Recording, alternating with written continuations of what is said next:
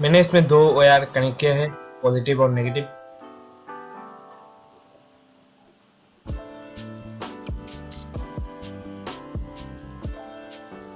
ये है इसका फ्रेम।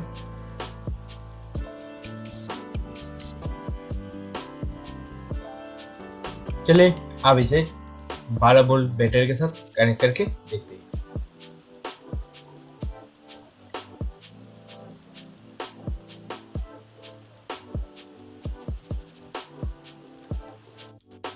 तो आज के लिए इतने ही दोस्तों, फिर मिलते हैं नेक्स्ट वीडियो पर। और मेरे इस वीडियो को अच्छा लगा तो प्लीज़ मेरे चैनल को लाइक, शेयर और सब्सक्राइब करना मत भूलिए।